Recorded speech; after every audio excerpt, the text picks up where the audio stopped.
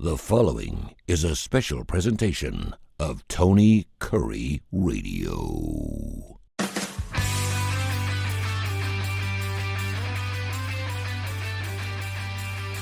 This is Bite by Bite. Heart of Alabama Food Bank CEO Michael Coleman joins us every single week here. About 5 or 10 minutes, we talk about food banking, feeding America. We've gotten a couple of fantastic emails from people that have picked up our show, and we greatly appreciate that wherever you get your favorite podcast, and of course also on our Tony Kurre YouTube page. And this week we're going to talk about why is there a persistent need in food banking. Again, you've thrown me out something that is incredibly broad, but I know you want to specify and bring it in narrow. So tell me what you're thinking here, my friend. Well, a lot of people hit me up with that.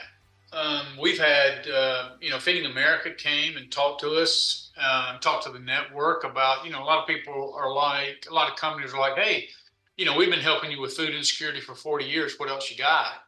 As if, okay, we've been attacking this problem and the problem should be solved. But, and we have made progress. We saw real, COVID really ramped up the numbers when all the people lost their job and they were in homes and all that. So we have brought that back down. And so the network, we definitely see the impact of what we're doing, but there's too many variables that affect it. Some are more rooted that are not easy to overcome. Some of the root causes of poverty that we see, those can't be overcome very easily because they're systemic. They're rooted in practices, sometimes government practices, or in institutionalized. It's not, I don't want to classify it institutional racism, but it's just an institutional way. And so if you're on the outside and the way it's working is not benefiting you, it's very difficult to change the institution that's affecting that. So let's just talk about a few of those. So one is, income inequality. And lots of times when you talk about income inequality, a lot of people think, oh, you're getting into racial disparities and all that kind of stuff. And it's not really about that at all. It's really about the idea that there's so many people that are working, but based on where they live, there's simply not opportunities around. So we serve what's known as the Black Belt region of Alabama. And just for clarification, I want people to understand that is not based on race. It's based on the soil content. There's a lot of agriculture. So there's about 18 or 19 counties that are considered the Black Belt. We cover that, but because it was highly agricultural, there's a lot of generational poverty over time in these areas, because typically you don't have large organizations come in and businesses come in that'll bring 500 jobs. And like Hyundai came to the area in Montgomery, created this huge plant. There's all these tier 1 plants around. You have some of that, but you still have counties that really don't have any major industry that's feeding jobs to that county. So you come up, your spouse are both working.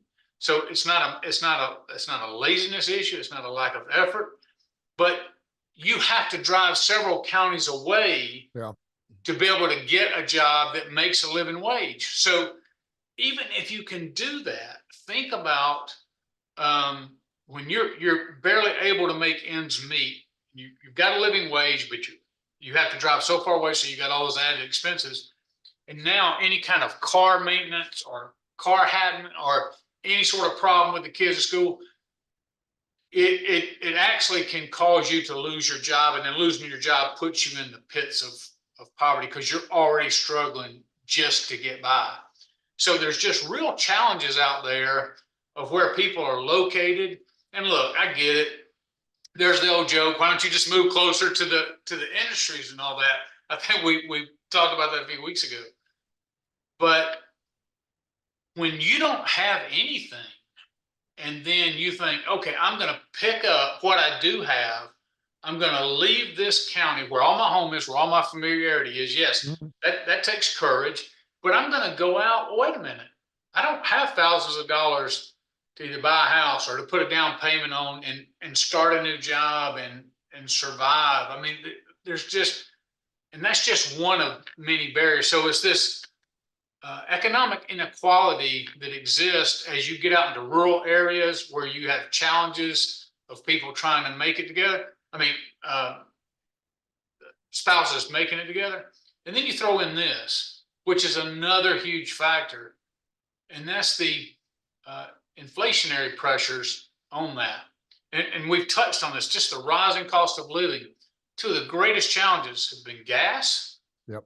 And have been groceries. Well, we see the gas sometimes, like right now we're in a spot where you know what, we can digest in Alabama here, it's about 2.80 a gallon. We can digest 2.80 a gallon because we've lived at it being $4 a gallon, and last year, you know, 3.20 a gallon or whatever. So we're like, okay, 2.80. I'm not gonna protest over 2.80. But you see the ups and downs. But in the grocery stores, you don't see that.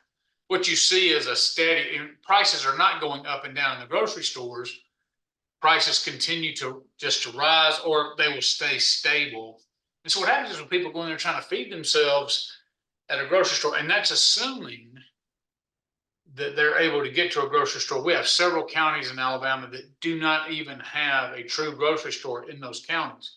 So you have to shop at the smaller counties that you don't have fresh food. It's more expensive.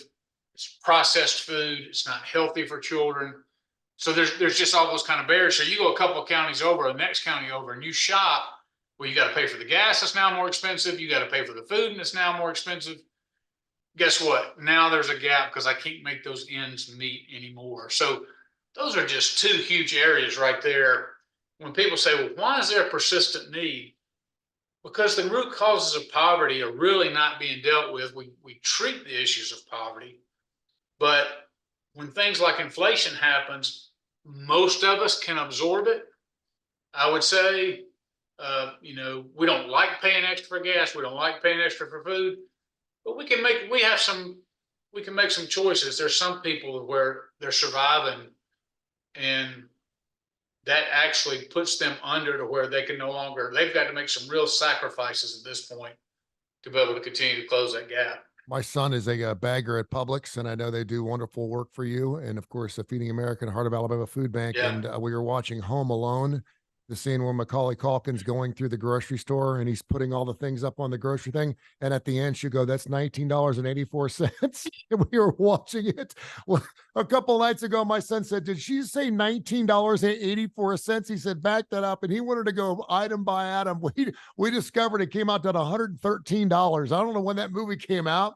But it wasn't that long ago. And he's like, "Man, could you imagine?" I said, "Yeah, I remember spending $100 at a grocery store. That was good for 2 weeks."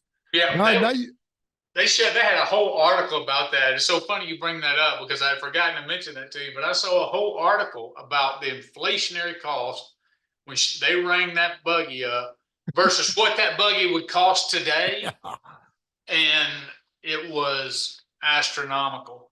Let me just throw in one more, and that is it's tied to what we said, but unemployment and underemployment. Lots of times, again, and I keep talking about the rural areas because Alabama has, we have some big cities, but the vast majority of our coverage area is in rural areas. And so lots of times, I'll give you a good example. I had a lady come down from Greenville, which is where I was born and raised in Greenville, Alabama. She wanted a job. We brought her down. We were going to pay her let's just say we're going to pay her an amount plus full benefits, certainly well above a living wage. But she said, "Well, I'm on the other side of Greenville. It's going to take us 50 miles each way. And then with the gas and the time, and my kids get on the bus early." I mean, she said she would do better off getting a job closer to home, even though she was going to be underemployed and have to take that. So every situation is different. Every family is different. But lots of times when you get in these small towns, there's people who are immensely gifted. Yeah. But for whatever reason, there's barriers to getting to jobs to where they're fully employed with what their talents are. And so they're underemployed. So that is just a contributing factor to why you have this again, this need to stand in a food line sometimes, because we know, small towns can be, in terms of small town businesses and stuff, one minute they're there, the next minute they're not. Next month you're standing in a food line, especially if you have lots of kids. The last one I can share with you is this: is health emergencies. Oh yeah. When people want to know, look, I'm retired military, so I have that TRICARE health benefit, but I also have insurance here where I work. And it's something that's very important to me to give everybody insurance as a benefit. They don't pay anything. We pay 100% insurance. The reason that's so important is because, it seems like every day I come up with a new symptom of something. Oh man, I just have to go check. I'm living with this pain. I slept wrong. I got to go to the chiropractor. I got to go to the doctor. I got to go. So it's always something.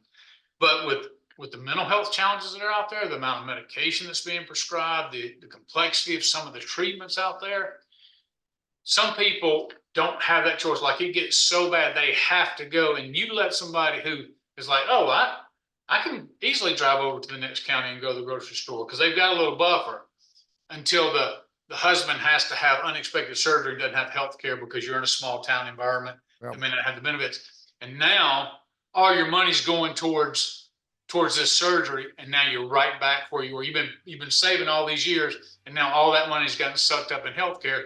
And the reality is, very few families can shy away from that expense. Even sometimes, if you have some that you have a pretty large copay, or you have where you're paying for some of it at the office. Health, I've just seen more and more people that have had to file for bankruptcy because of health concerns and health issues, and they never would have imagined in a million years. This is why the need is persistent. It's not because of a lack of work or lack of willingness to work. It's not because of laziness. It's not because this is life. We're in the midst of all this. So I've got 4 or 5 others I want to share with you, but I want to save that till next week. Okay, good. This is Bite by Bite. This has been a special presentation of Tony Kurre Radio.